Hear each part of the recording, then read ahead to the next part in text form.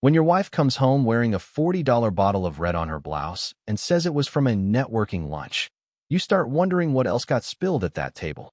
She laughed it off, said she leaned too far during a toast, that someone from product gestured a little too wildly, and whoops, Cabernet christening, right across her collarbone.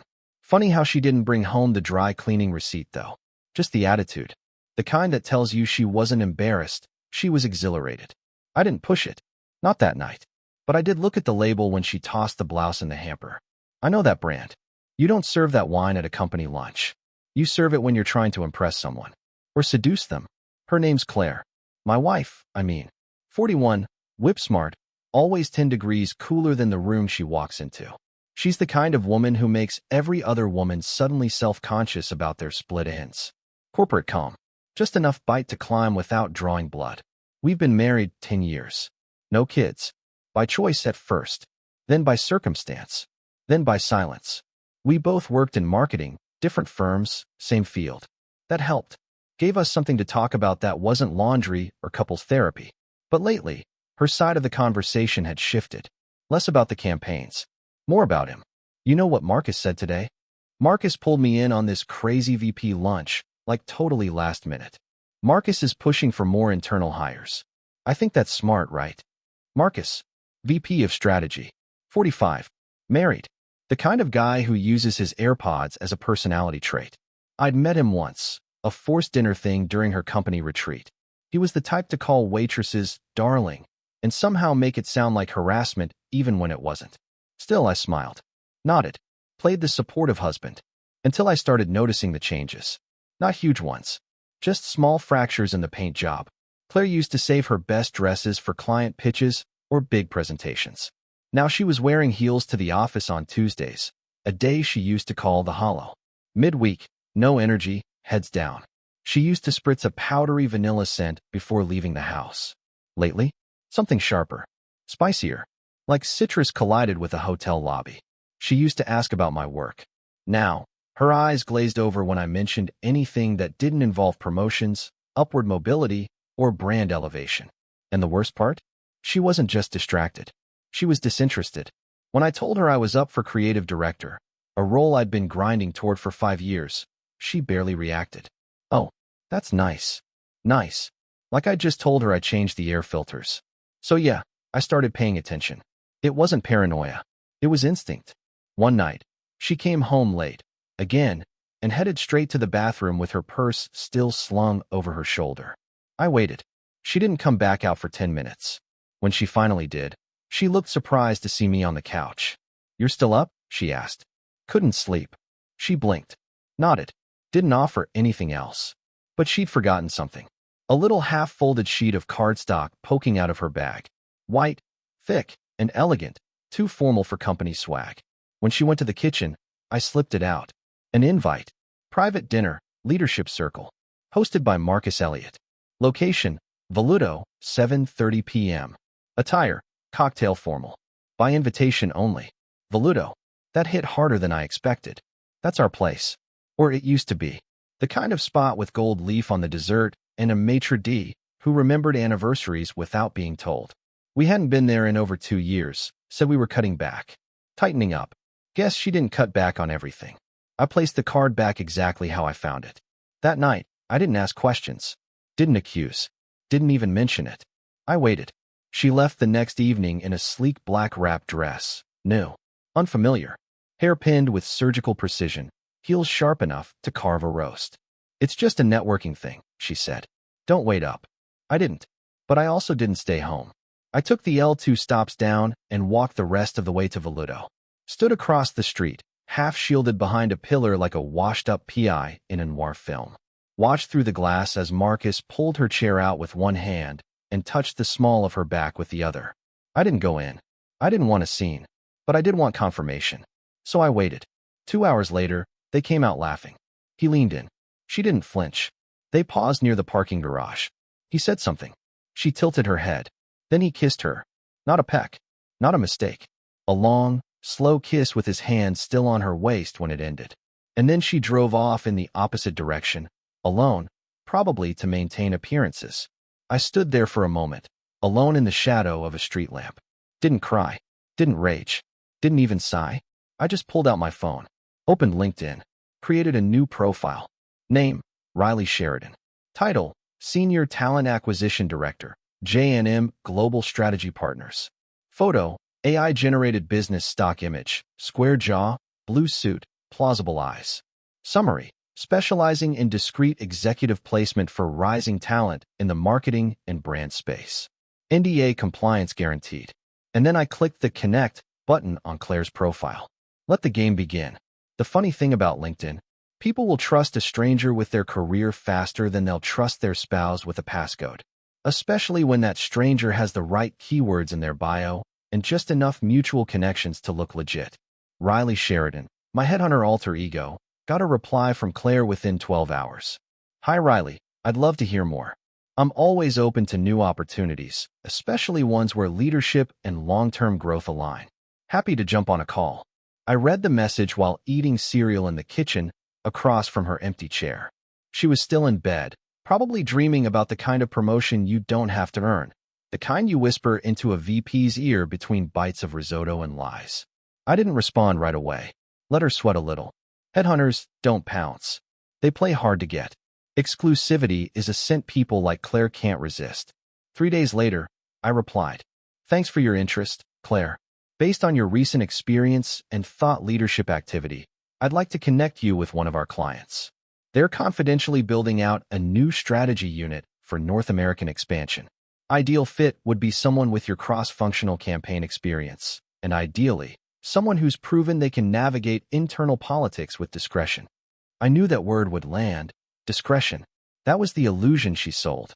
That she was shrewd, quietly competent, someone who could sleep with her boss without setting off any alarms. She replied within the hour. We moved the conversation to email, a burner account I'd set up using a domain I bought for $12. SheridanXCCSearch.com. Looked real enough. Had a fake privacy policy, a fake mission statement, even a fake team page with a photoshopped group of vaguely attractive professionals smiling under the tagline, "We place the people who shape the future." Claire sent over her resume that night. Tweaked, polished, curated within an inch of its life. I scanned it like a stranger. Her metrics were real. Her buzzwords were exhausting. But one line stood out. Trusted by leadership to act as liaison on cross-departmental initiatives. That would age like milk. I told her I'd set up a screening interview. Nothing formal, just a culture fit check before we advance you to final review. We scheduled it for 7 p.m. Thursday. I told her to expect a Zoom invite from my associate, a woman named Krista. Actually, just an AI avatar using voice modulation software I tested during lockdown boredom. She got ready for it like it was a TED Talk.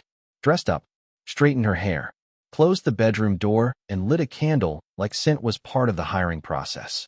I watched from the living room, sipping tea, volume low on the TV, so I could hear her laugh. That fake professional chuckle she used on people she wanted to impress. The call lasted 25 minutes. Afterward, she floated into the kitchen like she was gliding on helium. "Well?" I asked, playing dumb. She smiled. "Just a recruiter. But I think it went well." She said they're interested. "Nice," I said. "You're due for something good." She nodded, opened the fridge, and cracked a La Croix like she hadn't just lied to the man 2 feet from her for 3 months and counting. I turned away before I did something stupid. By Monday, she had a follow-up email from Krista. "Great news. The client is moving to final consideration. We'll need a short strategy sample to assess alignment. Ideally something real from your recent portfolio. Think of it like a creative chemistry test. You can strip out identifying details, but they want to see how your brain works." Claire replied, "Of course. I'll pull something together tonight." I waited. She spent the next 4 hours combing through her files, opening presentations, editing notes, copy-pasting from decks I recognized from the firm's last product launch. She even logged into her work email on her personal laptop, a breach of policy all by itself. At 11:42 p.m., she hit send. The file landed in Riley's inbox with the subject line, "Sample strategy file, confidential." It was marked internal use only. Proprietary data, real numbers, real positioning strategies. And just like that, she'd violated her NDA. My heart didn't race. I didn't fist pump. I just saved the file into a folder titled Leverage. The next day, I printed a hard copy of her email chain, slid it into a manila folder, wrote one name on the outside in black Sharpie. Alex Norton, Senior Director of HR at her firm. I didn't drop it off yet. Not immediately. Instead, I waited for the annual all-hands meeting. Every employee, every exec, all under one roof. It was the one day they all came in, suits pressed, smiles forced, to clap politely at numbers and half-hearted growth initiatives. Claire left that morning in a navy dress she usually saved for big presentations. She kissed my cheek on her way out. Wish me luck. I did. Then I slipped the folder into a padded envelope, walked down 2 blocks to the firm's HQ, and handed it to the front desk with one line. For Mr. Norton. Urgent. That was Tuesday. On Wednesday, she didn't come home. No call. No text. Just a voicemail at 11:07 p.m. Hey, things got crazy. Marcus said we might be restructuring, so we stayed late to brainstorm. I'll crash at Vanessa's. Don't wait up. I didn't. Thursday morning, her firm's website quietly removed her name from the leadership team page. Friday, she called in sick. Saturday, I got the email I'd been waiting for, sent from her personal Gmail. We need to talk. I replied. About the job you almost had? Or the one you just lost? No response. By Sunday, she came home. Pale. Sweaty. Quiet. Dropped her keys into the bowl like they weighed 10 pounds. Said nothing. Sat on the couch and stared at the floor for 10 straight minutes. Then finally, how long have you known? I shrugged. Long enough to build a fake recruiter persona and watch you throw away your job for a guy who won't even return your texts now. She didn't deny it. Didn't even cry. She just said, they're investigating me for breach. They're not sure how I got caught. They will be. Silence. Then, the question I knew was coming. Are you going to leave me? I didn't answer. Instead, I walked to the bedroom, pulled my go bag from the closet, and grabbed the envelope with my offer letter, my actual one. See, what Claire didn't know was that I'd also been interviewing. Quietly. Professionally. With real firms. And I had an offer from a bigger agency. Better title. Bigger budget. Out of state. I slid it across the table. I start in 3 weeks. Her eyes widened. You're moving? Yeah. Where? You'll find out when your next job asks for a reference, and I tell them the truth. She opened her mouth, but nothing came out. I didn't wait for her to find words. I just packed the rest of my things, walked out the door, and didn't look back. Not until the interview. But that's a whole other ending. People assume the hardest part is catching them. It's not. The hardest part is not reacting, not flinching, not taking the bait when they look at you with those eyes, the ones that used to make you feel safe, now just begging for a loophole, a delay, a pardon. Claire didn't cry. She didn't scream. She didn't even apologize. That was the part that landed the hardest. Not the silence, not the betrayal, but the fact that when the cards were down, she didn't think it warranted remorse, only damage control. I left our condo 2 hours after handing her my offer letter. Didn't slam the door. Didn't pack dramatically. Just grabbed what mattered, laptop, hard drive, a few key files, and the keys to the apartment I'd quietly started leasing 3 weeks prior. I'd paid through the end of the year. Claire hadn't noticed the expense. She'd been too busy playing shadow politics with Marcus behind her own reflection. The new place was smaller. Exposed brick. Quiet. No frills. But it was mine. And that first night alone, it was glorious.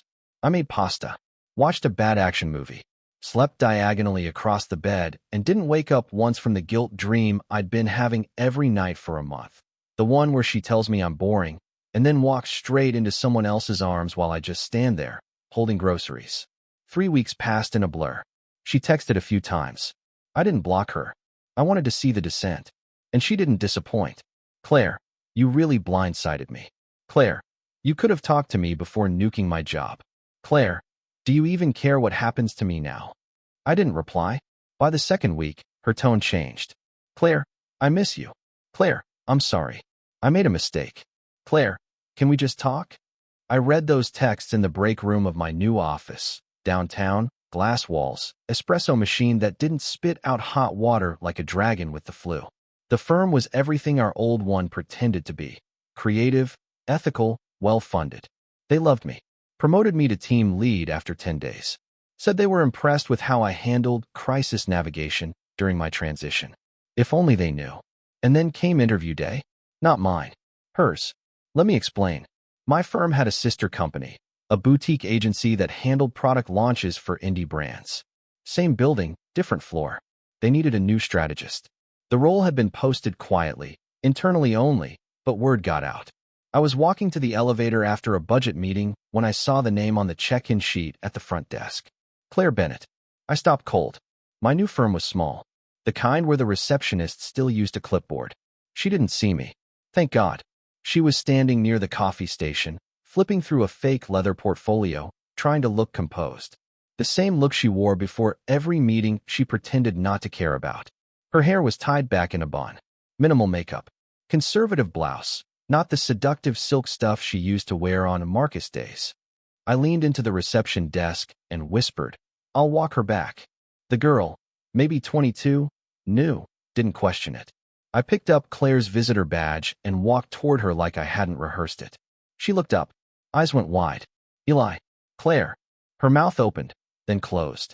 "What are you doing here?" she asked. I smiled. "Not kindly. I work here." She stared. "No, you don't. You're at Brightwell." I said. They knew about Marcus, by the way. The firm. Found out before I even told them. The HR director said you had a pattern. That was a lie, but I said it smoothly. She swallowed. "You work at the sister company?" "No, the parent company." That part was true. "I'm actually interviewing your hiring manager later today. Over lunch. We're aligning strategy across departments." She looked like she'd been punched in the throat. "You're lying. You're here for a strategist role, right? Working under Liz Jameson." She nodded slowly. I grinned. "She's reporting to me on all campaigns with shared media buys. So, in theory, if you got hired, I'd technically approve your final decks." "Eli, come on." "No," I said, voice flat. "You come on. You cheated. You got caught. You violated your contract. You made your bed. I didn't know that I'd have the last word." I cut in. "Yeah, you never do. That's what makes it so easy." She blinked. Her bottom lip trembled. "Finally." "Please," she whispered. "Don't ruin this for me." I leaned in. "Claire, you already did." She didn't get the job. I didn't even need to interfere. The moment Liz asked me about her, all I had to say was, "She's talented, but there's a history. Just be sure you trust her with sensitive material." That was it. That was the death blow. No smear campaign. No drama. Just a whisper in the right ear from someone who mattered. 3 days later, the role was quietly pulled. She must have known, because the next morning, there was a letter under my door. No stamp. Hand-delivered. "Eli, you win." If that's what this was. I lost my job, my reputation, my future. But you know what I really lost?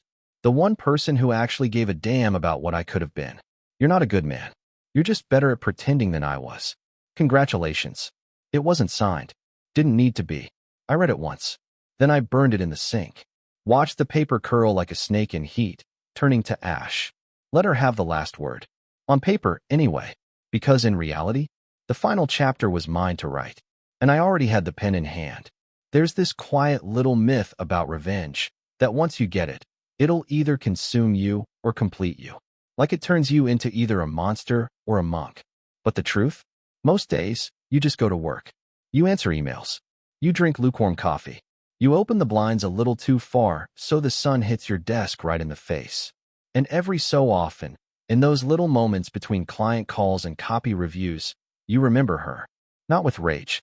Not even with sadness. Just with distance. Claire was gone. Out of the firm, out of my bed, out of whatever career trajectory she thought Marcus could carry her on like a VIP wristband.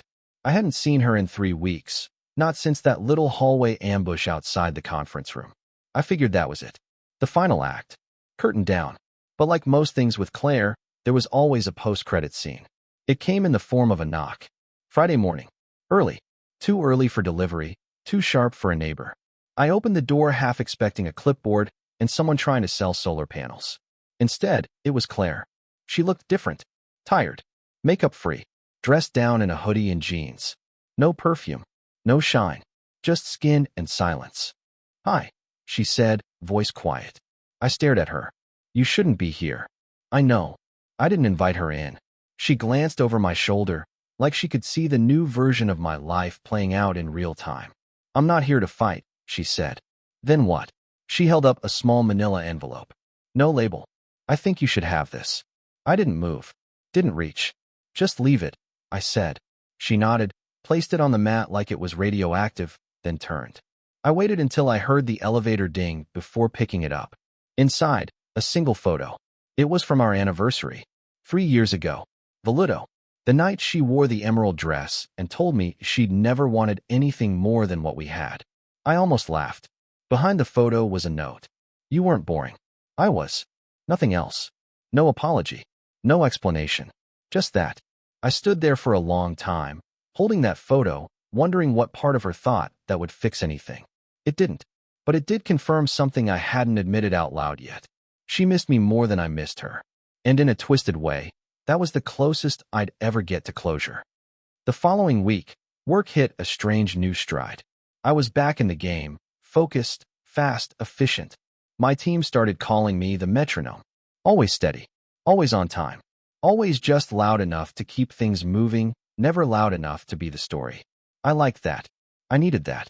We'd just landed a pitch with a new wellness brand, the kind of account Claire would have killed to be on. I was overseeing cross-departmental integration, which meant a lot of meetings with people who thought synergy was a personality trait. Midway through a Thursday planning call, my assistant pinged me. You have a walk-in at reception. Says she's a client. Won't leave. I frowned. Name. Didn't give one. Said you'd recognize her. That wasn't a good sign.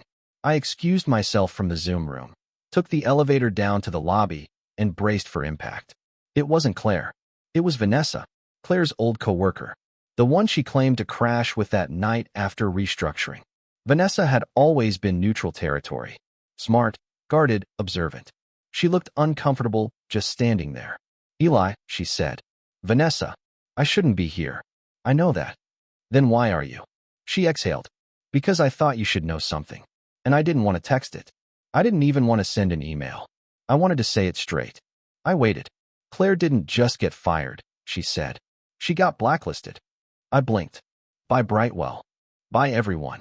She reached into her bag, pulled out a printout, a forum post from an anonymous HR consultant group.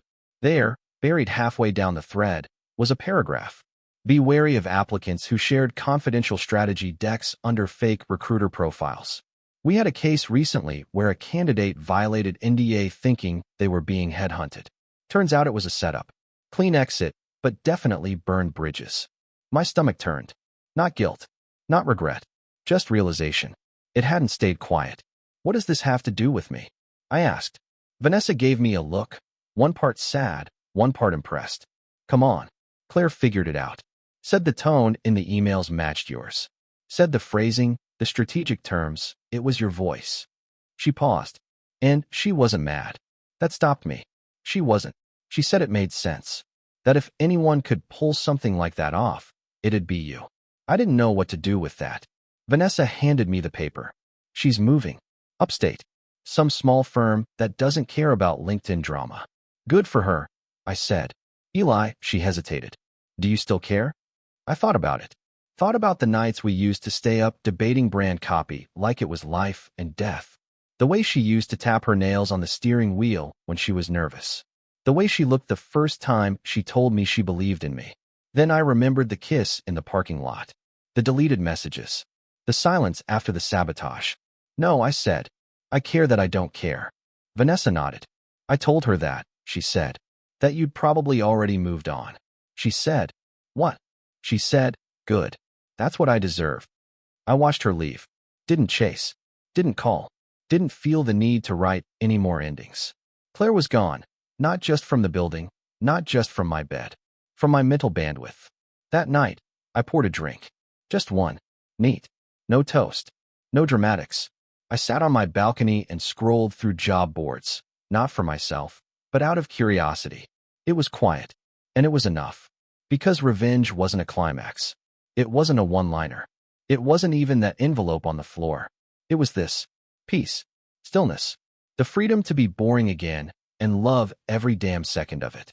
It's a strange thing, getting everything you thought you wanted. The revenge? Nailed it. The silence? Achieved. The clean break. The fresh start. The solo apartment where nothing smells like her perfume or betrayal. All checked off. And yet, somewhere between the quiet mornings and the career wins and the occasional Thursday night bourbon, You start to wonder what you're supposed to do with the absence. Claire used to fill the air. Her opinions, her laughter, her hair in the sink, her passive-aggressive texts when I forgot to pick up oat milk. It was all noise, but it was familiar noise. And when the noise disappears, your brain doesn't always throw a party. Sometimes it sends out a search team. But I didn't let it show. At work, I was a machine. 2 campaigns launched in 8 weeks. One got picked up by Adweek. The other got a mention on a panel at South by Southwest.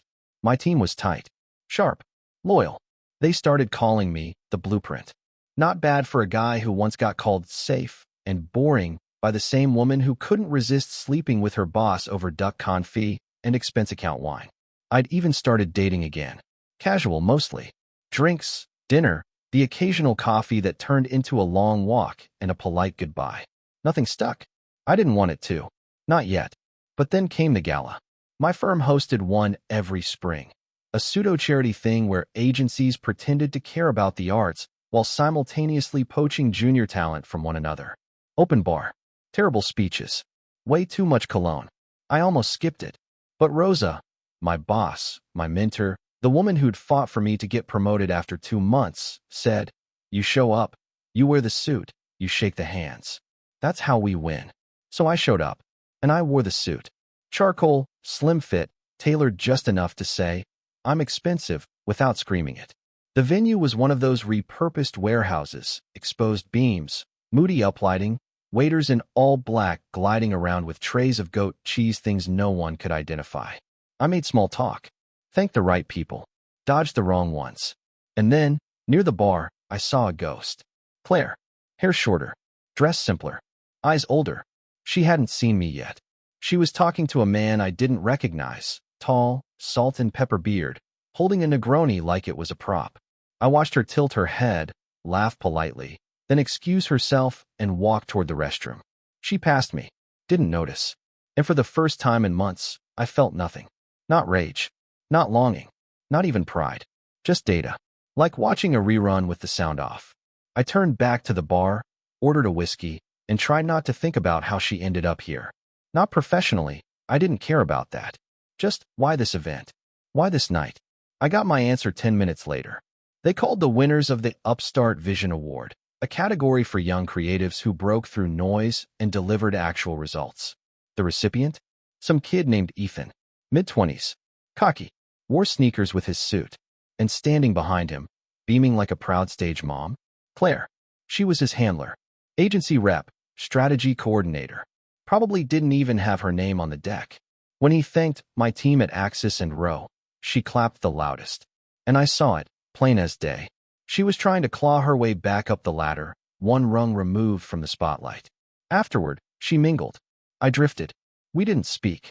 Until fate, or bad layout design, shoved us side by side at the dessert table. She saw me. Froze. I nodded. Civil, distant. "Hi," she said. "Hi. You look..." She paused, scanning. "Good. So do you." Lie. She looked like someone trying too hard to prove they'd moved on. "How's the new job?" she asked. "Settled. Yours?" She shrugged. "Still rebuilding. But I like the challenge." That was her version of a confession. A half-truth wrapped in spin. I let it sit. "I saw your name on the program," she said. "You're presenting next week?" "Yep." "What on?" "Crisis strategy." She blinked. Didn't flinch. "Well," she said, "you've got the experience." There it was, her first real joke in months. I smirked. "So do you." She laughed. Soft. Honest. And just like that, the moment passed. We didn't say goodbye. Just drifted back to our sides of the room, 2 satellites orbiting different stars. The next day, a card arrived at my office. No return address. Handwritten. It was never about the promotion. It was about the attention. "You gave me both. He gave me neither. You deserve better. I'm sorry it took so long to see that." I didn't keep it. Didn't show anyone. Just read it once, then dropped it in the shredder like a memo that didn't matter anymore. Because here's the truth she never understood. You don't win by being seen. You win by seeing clearly. And now? I saw everything. Her. Myself. The future. And it looked damn good without her in the frame. Closure isn't a moment. It's a pattern you stop repeating. That's what I kept telling myself as spring slipped into summer, and the memory of Claire faded like old branding, still recognizable, but stripped of power. The hurt had calcified into a lesson, the rage into momentum. And the silence? It became strategy. I didn't respond to the note she left after the gala. Didn't reach out. Didn't scan her name in the trades, or click her muted profile on LinkedIn. She was a cautionary tale now, not a threat. A slide in the mental deck labeled, "How Not to Lose Yourself." Instead, I worked. Harder than I needed to. We wrapped the wellness brand campaign with record engagement, snagged 2 new clients by Q3, and my team nominated me for Emerging Leader of the Year inside the firm. A title that sounded fake, but still looked great on a resume. Rosa pulled me into her office after the announcement. "You're on fire," she said, handing me a short stack of resumes. "These are your future. Pick your number 2. We're expanding your role. You'll need someone solid under you." I flipped through the stack casually. Young, hungry, polished. No one who reminded me of Claire. Good. The week I was set to interview the top 3 candidates, my firm announced a new client, a legacy real estate brand trying to refresh its image. Boring vertical, but massive budget. And here's the twist. They were throwing a kickoff summit. In person. All firms represented. My team was co-lead, which meant I had to be there. The venue was a conference center just outside Chicago. Glass walls, atrium, catered breakfast with weak coffee and rock-hard scones. I arrived early. Slid into my usual rhythm. Shake hands. Smile sharp. Pretend you don't hate every fluorescent-lit chair arrangement in sight. Then Rosa texted. "Client rep from Axis and row on site. Heads up, might be someone you know." I didn't have to guess. I just sighed. And sure enough, 15 minutes later, Claire walked into the atrium. Different this time. Subdued. Wearing flat shoes, no jewelry. Hair in a loose ponytail. No eye contact with anyone unless necessary. A woman who'd clearly learned what discretion really meant. She saw me. Didn't blink. Just nodded. I nodded back. That's all. She didn't speak during the panel. Barely spoke at all. Sat 3 rows back, scribbling into a branded notebook like it held state secrets. And when it was over, she left. No dramatic confrontation. No whispered apology in the parking lot. Just distance, clean and professional. But it didn't end there. 2 weeks later, I was in the office late, finishing up the client handoff doc for our real estate project when my assistant buzzed me. "There's a Claire Bennett in the lobby. Says it's personal." I could have ignored it. Should have. But something in me wanted to see how far she'd fallen. Or risen. I went down. She stood near the elevator, arms folded, eyes steady. 5 minutes, she said. I raised an eyebrow. Sure. We walked to the alley behind the building. Not exactly romantic, but quiet. "I got a job offer," she said. "From a firm in New York. Senior strategist. Legit. Congrats." They asked for references. I waited. "I didn't put you down," she said. "Didn't need to." I said nothing. But I figured, if they reach out to anyone who knows me, anyone who saw what happened, I need to know where we stand. "Claire," I said, "what happened wasn't a mistake. It was a campaign. You didn't trip. You pitched. You closed. And you lost." "I know." She looked down. "I think about that night. The Ludo. The kiss. The look on your face when I came home. Like you already knew, but didn't want to believe it. I didn't confirm it." She went on. "I don't expect you to forgive me. Hell, I don't forgive me. But if someone asks you who I was professionally, I hope you can tell the truth." "I will." She looked surprised. "You will?" "Yeah," I said. "You were sharp. Strategic. Ambitious. You got results. Until you let personal gain nuke the whole system." "That's fair," she said. She turned to leave, but then stopped. "One last thing," she said. I waited. "You weren't boring. I was just addicted to the wrong kind of attention. You gave me respect. He gave me an audience. And I mistook applause for intimacy." I said nothing. She nodded, as if that silence was the only answer she deserved. And then she walked away. No tears. No drama. Just a woman finally hearing herself, maybe for the first time. That night, I pulled up her LinkedIn one last time. She'd updated her location, New York. No humble brag posts. No selfies. Just a clean profile. I hit remove connection, closed the tab, and went back to my deck. Because revenge wasn't a flame. It was a switch, and mine had already flipped. In the end, she got what she chased: attention, risk, reinvention. And I? I got peace. Not flashy, not viral, but steady. And this time, I earned it. Subscribe to the channel